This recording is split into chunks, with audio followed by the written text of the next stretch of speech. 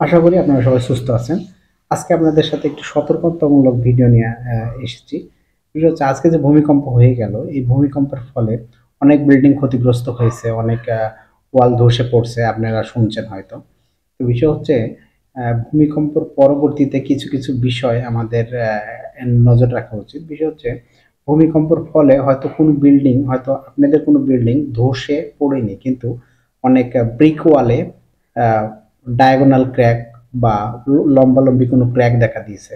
তো সেক্ষেত্রে আপনারা কি করবেন, ঠিক আছে? বা কলামের সাথে, আরসিসি কলামের সাথে যে ব্রিক ওয়ালটা জয়েন করা থাকে, সেই জয়েন্ট বরাবর হয়তো বা ফাটল দেখা দিচ্ছে, সরু ফাটল। তো অনেক সময় আমরা কি করি, কি এই ধরনের ফাটল আসলে আমরা মশলা দিয়ে ফিল আপ করে দিই, ঠিক আছে?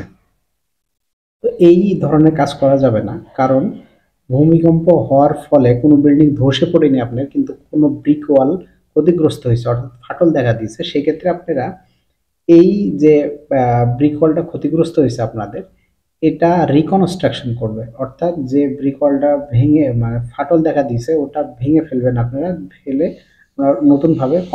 নতুনভাবে রিকনস্ট্রাকশন করবেন।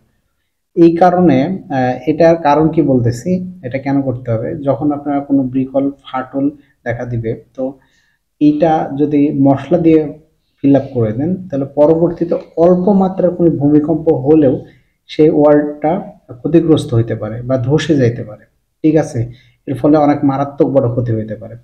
এই কারণে আমি একজন ইঞ্জিনিয়ার হিসেবে আমার যে সাজেশন থাকবে, যে আপনাদের আজকের যে ভূমিকম্পের ফলে কোনো বিল্ডিং এর যদি ক্ষতিগ্রস্ত হয়, অর্থাৎ এই ধরনের কোনো ফাটল দেখা দেয়, সরু ফাটল, তাহলে অবশ্যই ওই ওয়ালটাকে আপনারা ভেঙে আবার রিকনস্ট্রাকশন করুন।